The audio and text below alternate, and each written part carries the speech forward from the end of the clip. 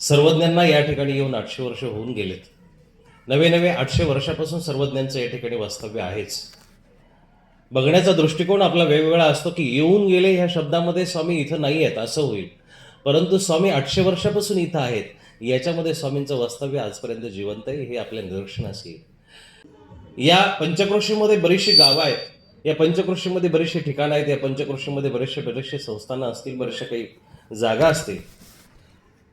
प्रत्येक गावाचं एक वेगवेगळं वैभव आहे, प्रत्येक गावामध्ये एक वेगवेगळी प्रसन्नता आहे, प्रत्येक गावामध्ये एक वेगवेगळं स्मारकं असतील, संस्थानं असतील, शेतकरी असतील, कुणाच्या तरी नावावरून प्रत्येकाचं एक गाव ओळखलं जातं. हिंगोली या गावाला जो 800 वर्षापूर्वीचा इतिहास आहे तो असा आहे की या सगळ्या गावांमधून स्वामींनी फक्त हिंगोली हे गाव निवडलं. येत असताना ही बाकीची गंगातीराची गावं सगळी आहेतच, परंतु त्याही बरोबर स्वामींनी जर पुंतांब्यावरून इथं प्रयाण केलं किंवा इथं आगमन केलं तर स्वामींचा एक मूळ उद्देश काहीतरी राहिला असेल. एखादा महापुरुष, महाअवतार, ईश्वर अवतार, परमपुरुष जर इथं येतो आणि ह्या जागेला पवित्र करतो तर त्याची एक भावना आहे, त्याची एक मनीषा आहे, परमात्म्याची एक अंतरून इच्छा आहे की ह्या गावामध्ये येणाऱ्या असंख्य ज्या पिढ्या असतील, येणारा जो भविष्यकाळ असेल त्या भविष्यकाळाला सोन्यासारखं करणं, त्याला संस्पर्शित करणं, त्याला पुनीत करणं, पावन करणं हे सर्वज्ञांचं त्या काळचं उद्दिष्ट आहे. आणि म्हणून स्वामी तिथून इथं आले, तिथून इथं येण्याचा एक प्रमुख उद्देश आहे. सर्वज्ञांनी गाव त्यागलं, पुंतांब्यासारखं पूर्णस्तंभ असलेलं उज्ज्वल अशा भविष्याने, उज्ज्वल अशा भूतकाळाने, प्रचुर मात्राने असं प्रगल्भ असलेलं गाव, आणि त्याला संपूर्ण सगळा चांगला इतिहास असताना सुद्धा पुंतांब्याहून स्वामींनी ते गाव त्यागलं. याचं कारण खूप लीळाचरित्रांनी त्याची नोंद घेतलेली आहे. स्तुत्य असं कारण आहे आणि महात्म्याची असलेली एक नियमावली सांगणारं खऱ्या अर्थानं ते कारण आहे. स्वामी पुंतांब्याला होते आणि पुंतांब्यावरून सर्वज्ञांचं आगमन या ठिकाणी झालं. त्या आगमनाचा एक इतिहास आहे. तो इतिहास असा, गावामध्ये एक ठाकूर राहत होता. ठाकूर राहत असताना थोडासा मद होता, थोडासा उन्माद होता.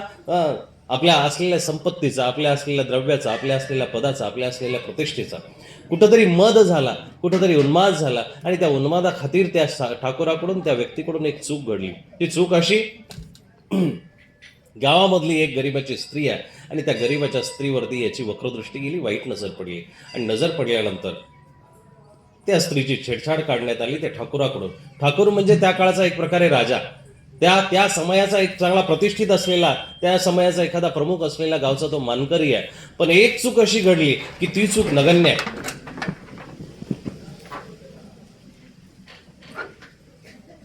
ती चूक अशी आहे, ज्या चुकीला खऱ्या अर्थाने इतिहासामध्ये माफी नाही आहे. दोन प्रमुख घटना तुमच्या डोळ्यासमोर ठेवू इच्छितो. ही सर्वज्ञांनी नमूद केलेली किंवा सांगितलेली लीळाचरित्रातली घटना आहे, जी 800 वर्षापूर्वीची आहे. त्याचीच पुनरावृत्ती 400 वर्षापूर्वी सुद्धा झालेली आहे. या इतिहासाची एक पुनरावृत्ती आहे. 800 वर्षापूर्वी जी घटना झाली तीच घटना 400 वर्षापूर्वी झालेली आहे, 360 वर्षापूर्वी झालेली आहे. छत्रपती शिवाजी महाराजांच्या इतिहासामध्ये जर तुम्ही डोकावलात, ही घटना दोहरावली गेली आहे. पण पूर्वी जी घटना झाली ती सर्वज्ञांच्या समयाला, सर्वज्ञांच्या वेळेला जी घटना झाली ती घटना अशी आहे की त्या ठाकूराने एका स्त्रीची छेड काढली. स्त्रीची छेड काढल्यानंतर गाव एकत्र झालं. गावाने निर्णय घेतला, गावाने विचार केला आणि निर्णय घेतला की जरी प्रमुख असेल, मोठा असेल, श्रेष्ठ असेल, पदस्थ असेल, बलवान असेल, तरीही याची चूक जर अशी वाढत गेली, ह्या विश्ववल्ली वाढतील, समाजाला दूषित करतील, समाज नाश पावेल, समाजामध्ये आया बहिणींना जागा राहणार नाही बाहेर निघण्यासाठी, त्या भयभीत होतील. म्हणून याचा काहीतरी निर्णय करावा लागेल. आणि मग पुष्कळ निमित्त ठाकुराची जी हत्या झालेली ती अशी झाली की गावाने निर्णय घेतला की हा नासका धोंडा आपल्या गावामध्ये नकोय, हा नासका असलेला कांदा आपल्या गावात नकोय. भलेही प्रमुख असेल, भलेही चांगला असेल, भलेही पैसावाला असेल. मग गावाने ठरवलं. भल्या पहाटे गाव उठलेले दादा, भल्या पहाटे पुंतांब्याची घटना झालेली, लीळाचरित्रांनी त्याची नोंद घेतलेली. आपण ग्रंथ वाचत नाहीये. त्या ग्रंथांमधल्या ज्या काही महत्वाच्या गोष्टी आहेत त्या समाजामधून आज लोप पावलेल्या आहे. वर्धापन दिन का करायचा, याच्या पाठीमागचा उद्देश मला तुम्हाला सांगायचा आहे. वर्धापन शब्दाचा अर्थ होतो वाढणे, वाढत जाणे, वृद्धित होते, वृद्धिंगत होणे, वाढत राहणे, याला म्हणतात वर्धापन दिन. वाढदिवस या शब्दाचा अर्थ वेगळा आहे, वर्धापन दिवसाचा शब्दाचा अर्थ वेगळा आहे, अभिष्टचिंतन शब्दाचा अर्थ वेगळा आहे. प्रत्येकाला एक आपली जागा आहे, प्रत्येकाला एक वेगळं आपलं ठिकाण आहे. वाढदिवस हा जीवित माणसाचा केला जातो. वाढदिवस हा बिल्डिंगचा नाही केला जात. बिल्डिंगचा वर्धापन दिन आहे, संस्थेचा वर्धापन दिन आहे, मंदिराचा वर्धापन दिन आहे. आणि एखादा ज्येष्ठ असेल, एखादा श्रेष्ठ व्यक्ती असेल, एखादा परोपकारी असेल, सज्जन असेल, त्याचा अभिष्ट चिंतन आहे. याचे फरक आहे, वेगवेगळे फरक आहे. आपल्याकडे जी पद्धत आलेली आहे ती पद्धत वाढदिवसाची नाही आहे, आपल्याकडची पद्धत अभिष्ट चिंतनाची पद्धत आहे. सुशिक्षित मंडळी, थोडंसं जरा नीट लक्षात घेणे. बाळासाहेब, लक्षात घेणं. उशिरा आगमन झालं तुमचं. वाढदिवस हा हा हा प्रकारच आपला नाहीये. प्रकार आपला अभिष्ट चिंतनाचा आहे, की जेवढा तो माणूस वाढला त्याच्या पाठीमागं त्याच्या जवळ 10-20 माणसांनी एकत्र व्हायचं, त्याला अक्षदा करायचं, त्याचं औक्षण करायचं, सौभाग्यतीने त्याला कपाळाला गंध लावायचा आणि माथ्यावरती हात ठेवून श्रेष्ठ सज्जनांनी किंवा लहान थोरांनी त्याला हात जोडून परमात्म्याला विनम्र प्रार्थना करायची आणि त्याच्यासाठी शुभचिंतन मागायचं. त्याच्यासाठी प्रार्थना करायची की आजपासून तुझं जे हे वाढलेलं आयुष्य आहे ते आणखी निरोगी व्हावं, आणखी निरामय व्हावं, आणखी तुझ्या हातून समाजाची, धर्माची, संताची, महंताची, गोरगरिबाची, आई वडिलाची सेवा घडो, असं इष्टचिंतन करणे याला अभिष्टचिंतन असं म्हणतात. पण त्या विझवून केकवरती फुंकर मारून अर्धा थुका त्याच्यावरती मारून आणि मग तो मिसक्या मारत मारत खाण्याला आपली प्रथा म्हणता येणार नाही दादा. त्या परंपरा आपल्या नाही आहेत. आपल्या परंपरा ज्या आहेत त्या खूप, आपल्या परंपरा गरिमामय परंपरा आहेत. आपल्या परंपरा त्या श्रेष्ठतम असलेल्या परंपरा आहे. आपल्या परंपरांना खूप उज्ज्वल असा इतिहास आहे. कुठल्याही ज्येष्ठाचा वाढदिवस करत असताना अभिष्ट चिंतन सोहळा असं तिथं आपण नाव लिहिलं पाहिजे. वाढदिवस नाही लिहिलं पाहिजे. वाढदिवस हा विचार जर केला, वाढलेला दिवस म्हणजे काय होतो? कमी झालेला दिवस आहे. एक प्रकारे कमी झालेला दिवस आहे. जीवनामध्ये 50 वर्षाचा माणूस झाला, पुढच्या क्षणीही त्याला मृत्यू येऊ शकतो, दुसऱ्या दिवशीही मृत्यू येऊ शकतो. त्याचा कसला दिवस वाढला? त्याचे दिवस उठले, घटले, तो घट दिवस आहे.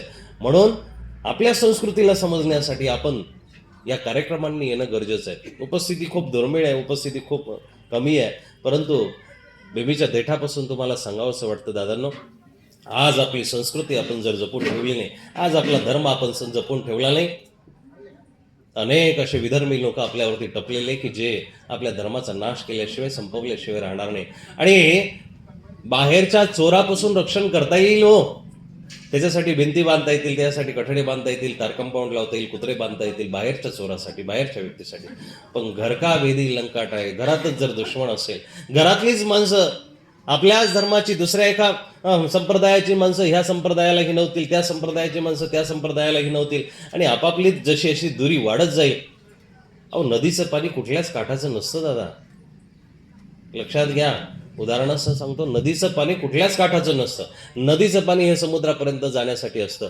भक्त जर माणूस असेल ना, तो कुठल्याच संप्रदायाचा नसतो, तो फक्त देवाचा असतो. त्यांनी सरळ वाहत राहावं, वाहत राहावं, वाहत राहावं आणि तो भव नदीचा सागर पार, भव नदीचा तीर पार करून त्यांनी त्या सागरापर्यंत जावं, त्या जलाशयामध्ये जावं आणि आपलं सर्वस्व मिटवून टाकावं, परमानंदाच्या आनंद सागरामध्ये त्याने जावं.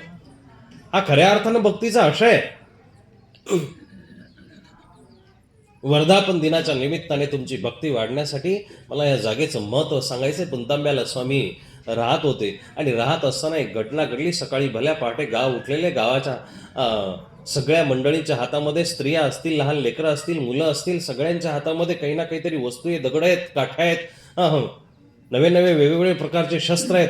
लहान पोरांनी लहान दगड घेतले, बायांनी दगड घेतलेले आणि त्या सगळ्या वस्तू हातामध्ये घेऊन, शस्त्र हातामध्ये घेऊन सगळं गाव एकवटलंय आणि त्या ठाकुराच्या वाड्यावरती गेलं. ठाकुराच्या वाड्यावरती गेल्यानंतर आव नाही पाहिला, ताव नाही पाहिला, तो दरवाजा तोडण्यात आला. ठाकूर अर्धवट झोपेमध्येच होता, उठलेला नव्हता आणि त्या अर्धवट झोपेत असलेल्या माणसाला या सगळ्या गावाने चिंदरून मारून टाकलं. त्याचं कारण एकच होतं की त्यांनी एका स्त्रीवरती हात उचलला होता, अत्याचार करण्याचा, बलात्कार करण्याचा प्रयत्न केला होता, म्हणून त्याची त्या ठिकाणी तिथं हत्या झाली. हे लीळा चरित्रातलं प्रमाण आहे. त्या ठाकुराची हत्या झाली आणि भल्या पहाटे सकाळी सकाळी ही हत्या झाली. सर्वज्ञांनी अंतर्ध्यानाने ते जाणलं. सगळ्या सर्वज्ञांना कळलेले बाईसांना सर्वज्ञ म्हणतात की बाबा बाई, आता आज आपल्याला प्रयाण करणं, इथून निघणं. बाईसा अचंबित झाली. अहो, इतकं सुंदर ठिकाण आहे आपल्याला लाभलेलं आहे, आता मस्तपैकी आपण महिना 15 दिवस राहिलं पाहिजे, आता इथून जाण्याचं काय कारण आहे हो?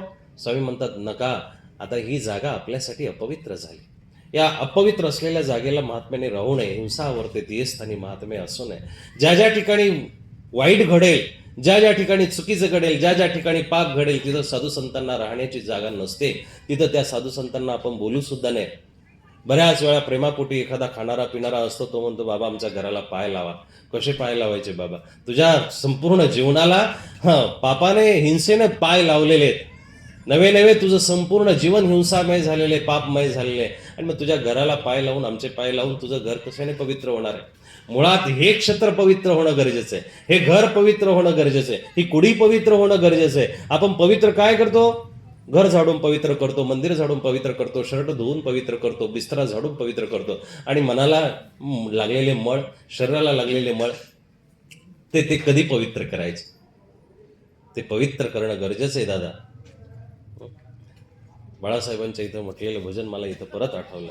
मैली चादर ओढ के कैसे द्वार तुम्हारे आव. ती मळालेली चादर दादा ही धुण्यासाठी आपल्याला मंदिरामध्ये येणं गरजेचं आहे. या मनाला लागलेले मळ कोण झाडून काढणार आहे? याच्यासाठीचा कुठलाच झाडू नाहीये, याच्यासाठीचा कुठलाच परफ्यूम नाहीये, याच्यासाठी कुठलंच पाणी वापरण्यात येणार नाही. याच्यासाठी तुम्हाला भक्तिमय व्हावं लागेल, याच्यासाठी तुम्हाला तुमचं अंतःकरण द्रवित करावं लागेल, याच्यासाठी तुम्हाला मंदिरामध्ये यावं लागेल. सर्वज्ञांनी ती जागा त्यागली. बाईसांना म्हटले की बाई निघा, इथून पुढे आपल्याला जावं लागेल. हे स्थान आपल्या योग्य नाहीये, हे ठिकाण आपल्या योग्य नाहीये, इथं पाप घडलं, इथं हिंसा घडली, हिंसा घडेल त्या ठिकाणी महात्म्याने थांबू नये, आपण महात्म्य आहोत, चला पुढच्या गावाला. आणि मग स्वामी तात्काळ तिथून निघतात. पदक्रमण करत करत करत करत पदयात्रा ती स्वामींची हिंगोली गावापर्यंत येते. आणि इथं त्या धाव्याच्या घरामध्ये, धाव्याच्या त्या वास्तूमध्ये स्वामींचं आगमन होतं. ही जागा पवित्र होते. तुमच्या सर्वांच्या जीवनाला पवित्र स्पर्श करण्यासाठी सर्वज्ञांनी 800 वर्षापूर्वी जी पायपीट केली ना दादा, त्या पायपीटीला आपण दरवर्षी नव्हे, दर दिवस, दर क्षणाला आठवणीत ठेवून त्याचा उजागर केला पाहिजे. ते नामसंकीर्तन सदैव आपण ध्यानात ठेवलं पाहिजे. येता जाता आपण बऱ्याच वेळा आपलं एकदाचं ठरलेलं की सकाळी मंदिरात पाया पडलं, मग दिवसातून 10 चक्कर इथून झाले तर आपलं मंदिराकडे लक्ष जात नाही. देवासमोरून जितक्या वेळा जाल तितक्या वेळा त्या देवाकडे लक्ष गेलंच पाहिजे, तितक्या वेळा त्याला हात जोडलेच पाहिजे. तितक्या वेळा एखादा प्रतिष्ठित माणूस आपल्या समोरून चालला, एकदा गेला म्हणून नमस्कार करतो आपण, पण दुसऱ्यांदा तिकडून येताना पण नमस्कार करतो. तिसऱ्यांदा आपल्याला वाटतं की याने आपल्याजवळ थांबावं, प्रतिष्ठित असेल तर. आता आमदार साहेब येतील, आमदार साहेब आल्यानंतर सगळ्यांना वाटेल आपल्याकडे बघावं, आपल्याला हात करावा, आपल्याला नमस्कार करावा, आपल्याला रामराम करावा, वाटतं की नाही? आता ते निघून गेले, परत संध्याकाळी एखादा कार्यक्रम असेल तिथं भेटले तर तिथंही आपल्याला वाटतं भेटावा की नाही. तसा हा जगन्नियता परमात्मा कृपा दृष्टी करून आपल्याकडे, आपल्या रस्त्याकडे, आपल्या जाण्या येण्याकडे दृष्टी ठेवून बसलेला आहे. त्याला जाता येता आपण नमस्कार सदैव केला पाहिजे, सदैव केला पाहिजे. वर्धापन दिन शब्दाचा अर्थ आहे की तुमचं वाढत जाणे. वाढत जाणे म्हणजे काय? की तुमची भक्ती वृद्धिंगत झाली पाहिजे, तुमचा भाव वाढत गेला पाहिजे. सर्वज्ञांनी इथं येऊन जे निरूपण केलं असेल, इथं येऊन प्रवचन जे केलं असेल, त्या प्रवचनाचं सार असं आहे, जीवांनो अनंत काळापासून तुम्ही भरकटत आहात, अनंत वेळा तुम्ही नको नको त्या योनींना गेलेले आहात, अनंत वेळा तुम्ही नको नको त्या योनींमध्ये जाऊन पापं भोगली आहेत. घरं आज आपण पहिल्यांदा बांधली नाही दादा, लेकरांना पहिल्यांदा जन्म दिला नाहीये, पहिल्यांदाच आपण लग्न झालं असं घडलेलं नाहीये, पहिल्यांदाच आपण मस्तपैकी कपडे घालायला लागलो असंही काही झालेलं नाहीये, पहिल्यांदा काहीही झालेलं नाही. अनंत वेळा झालेले, अनंत वेळा अनंत योनीमध्ये ह्या सर्व गोष्टी केलेल्या आहेत, तरी पण आपली भूक मिटलेली नाहीये. मग परमात्म्याने सुंदर असं पुष्प जर काही बनवलं असेल तर ते मनुष्य देहाचं पुष्प आहे. मनुष्य रूपाने आपल्याला जन्माला घातलं, ही उच्च चेतना निर्माण केली आणि सांगितलं की तू मनुष्य होऊन जग आणि माझ्या आनंदाला पात्र होण्यासाठी प्रयत्न कर. या देहाला जन्म घालण्याचं परमात्म्याचं एकच कर्तव्य आहे, एकच त्याची सदिच्छा आहे की ह्या जीवाने त्याचं चिंतन करावं, त्याचं भजन करावं, त्याचं नाम संकीर्तन करावं, सदैव त्याच्या भजनामध्ये तल्लीन राहावं. हे परमात्म्याचं एकमेव सगळ्यात महत्वाचं उद्दिष्ट आहे. आपण त्याला जागत नाहीये, हा भाग निराळा आहे. आपण जागलं पाहिजे. त्या परमात्म्याला भजण्यासाठी आपण सदैव जाग राहिलं पाहिजे. परंतु घडतं काय की आपण आपल्या प्रपंचाला प्राधान्य दिलेलं आहे, आपण आपल्या नको त्या गोष्टींना प्राधान्य दिलेलं आहे, लेकरा बाळांना प्राधान्य दिलेलं आहे, कमावणाऱ्या गोष्टींना प्राधान्य दिलेलं आहे, स्वार्थपर गोष्टींना प्राधान्य दिलेलं आहे. आध्यात्मिक गोष्टींना आपण प्राधान्य देत नाही.